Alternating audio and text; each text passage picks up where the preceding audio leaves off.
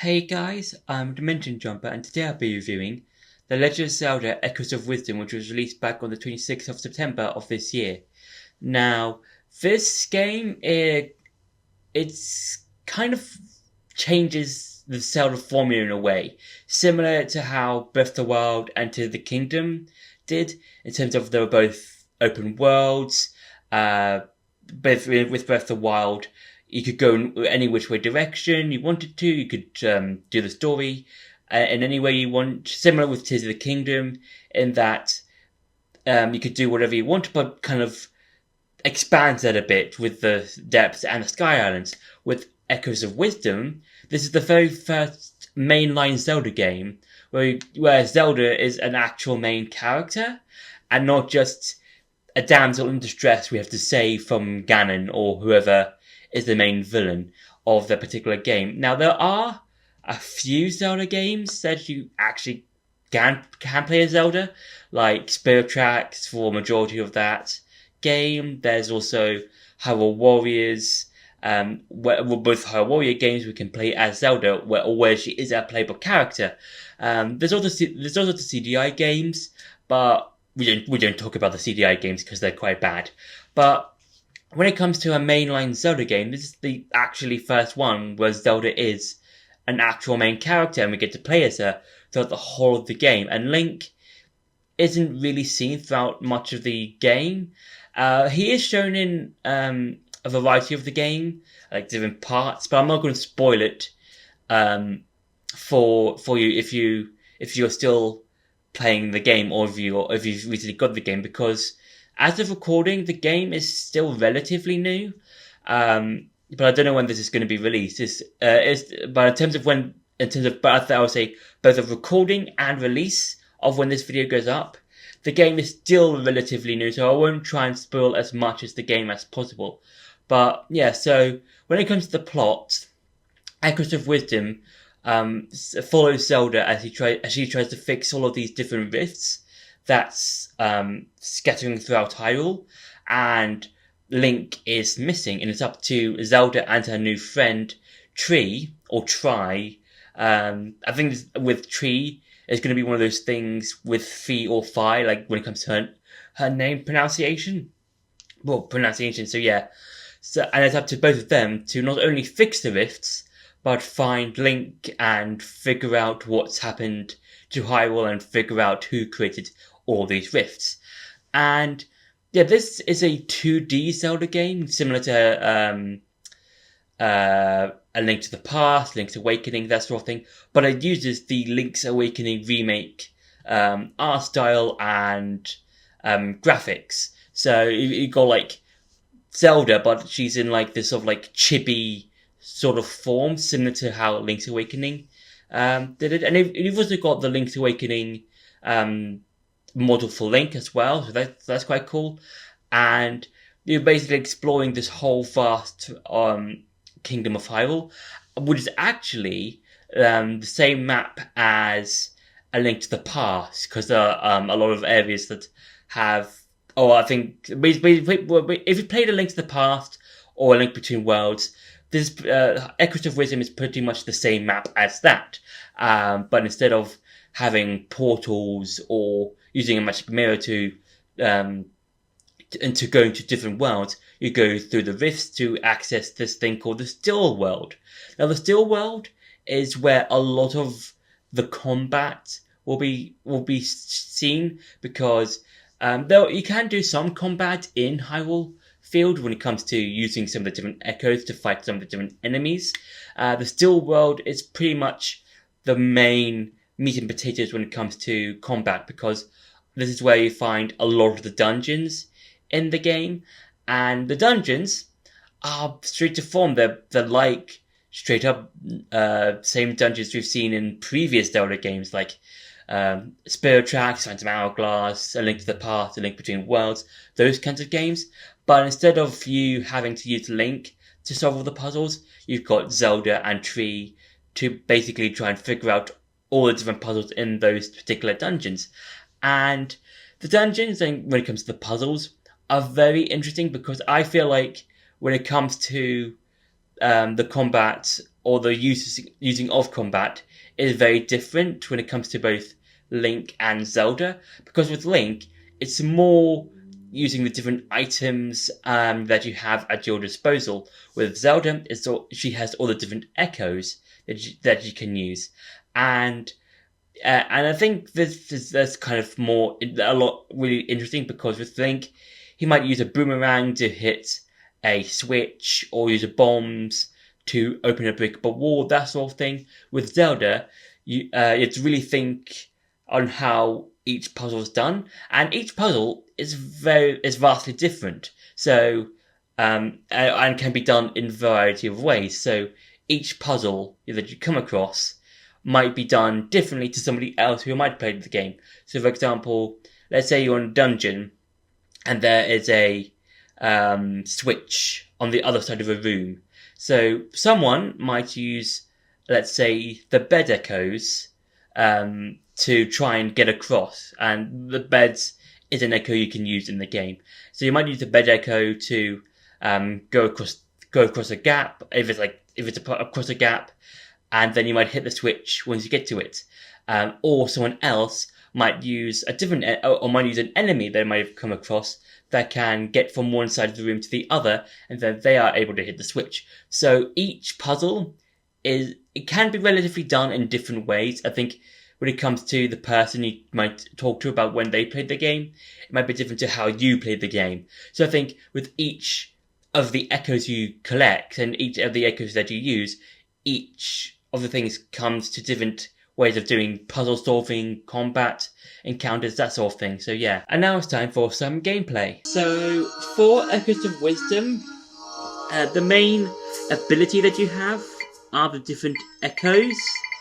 So a lot of them range from things like beds to tables, that sort of thing, to stuff to even enemies like Dark Nuts, Gibdos, Readers, that sort of thing. And there are a whole bunch of... some of the enemies have different levels. So you've got the Spear Moblin, Moblin 2, Sword Moblin level 2, Sword Moblin level 3.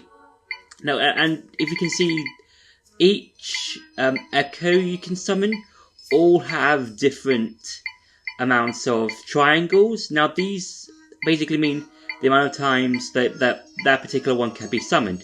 So, for example, if I wanted to use a Spear Moblin level 2, for example, all of the triangles amounts will be used. So that means if I wanted to change to a different one, let's say a block of water. Now, because I use a new echo, all of the echoes, all the triangles will be now replenished and back onto tree. And I can spawn an infinite amount of stuff. I think it really depends on which ones you want to use, because you can spawn an infinite amount of ones that might be triangle ones, single triangle ones, but that's true for every other one. But it really depends on what situation you're on. So if I was fighting against an enemy, let's say, I think I'm near an enemy, I might want to use Dark Nut, for example. So yeah, and depending on the situation, you might want different echoes for different things, and your echoes can be defeated by other enemies. So it's really about different situations, and also you can use your the echoes ability. So I think that's quite cool. And also, if being up the map, you can find different warp areas to go to. So yeah, so let's go, for example, because I do want to show you what a Steel World looks like. And also, when you do warp, if you have an echo activated, it will come back to you.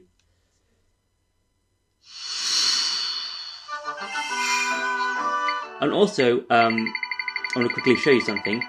When it comes to the beds, not only can you use them for platforms, but if you lie down on them, you can rest and gain health back. So I think that's quite cool. There's another way of... I think there's a genius way of just gaining health and stuff like that. Because that just means... that means you can use like an infinite way of healing. And also, if you press ZR, if you're near an echo, you can just bring it back. Or, if you're a distance away, press ZR, and then just press and hold it, and then once you release it, the echo will come back. So, yeah, because I wanted to show you a still world now, and how it's kind of looks like, because I don't want to show you a dungeony looking one, because I don't want to risk spoilers. But I just want to show you like what a smaller one looks like, and how it's kind of used. So yeah. So depending on which ones you're in, the more story ones are much larger, or the smaller ones are much smaller, and depending on which one you're in, and I think in the story you will have to find find these things that will help you restore them. And you can find different enemies in each location. And there's also a good chance to show you an ability that Zelda can use. And that is a sort of a hero ability. So, yeah, and this is an ability you can find really early on in like the first dungeons. And this makes Zelda look like Link for a little bit. So she can use like some of his abilities and stuff like that, so I think it's quite cool. Now I can actually hit this enemy. And depending on how many enemies you hit, you'll gain, if you're in the Still World specifically, you can regain a lot of the bar to use the so that you can use more of the hero abilities. And you can also find these small shards that can also help. So that's quite good. And when it comes to the finding like different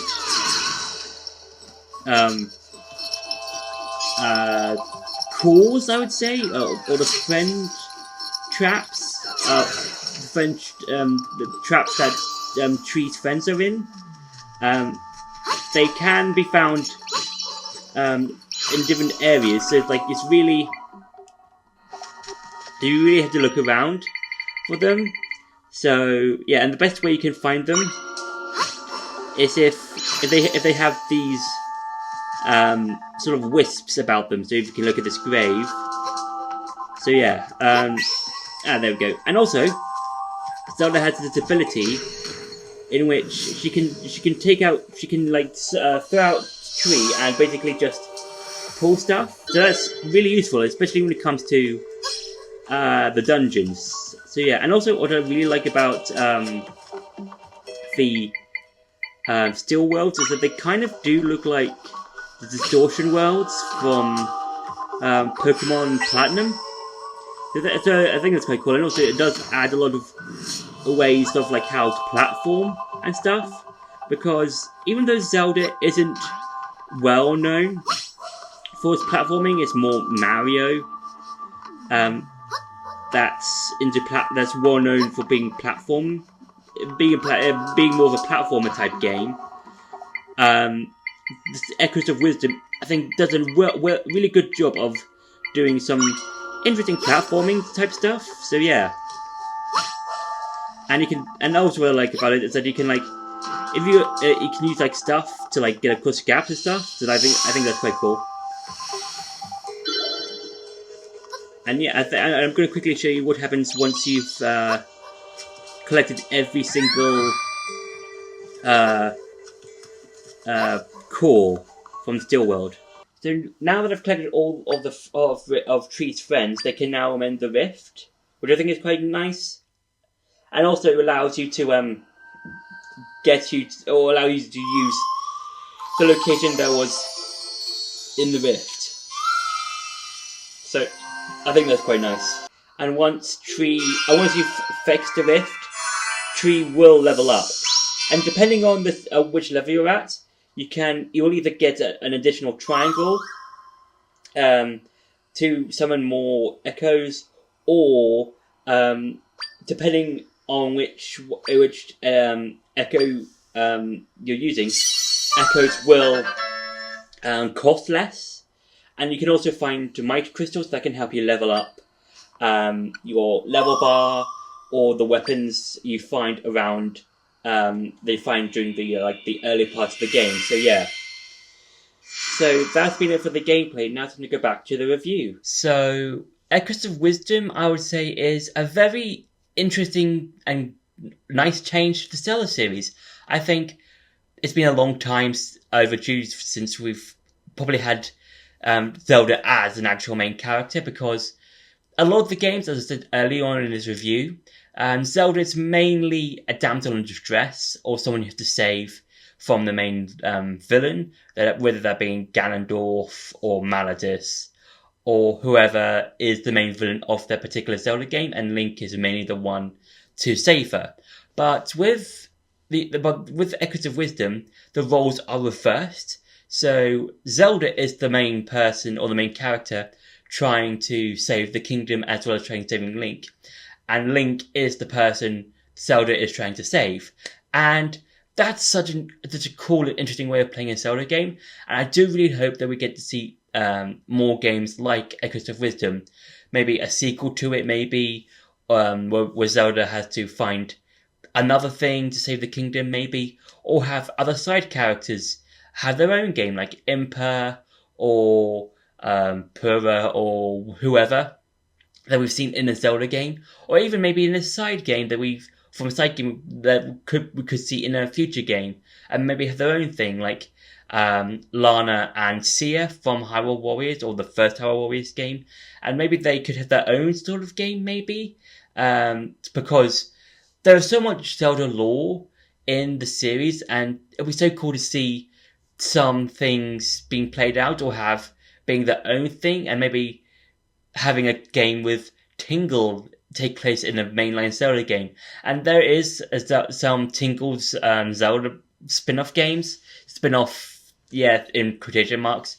I think one of them being Tingle's Rupee Land.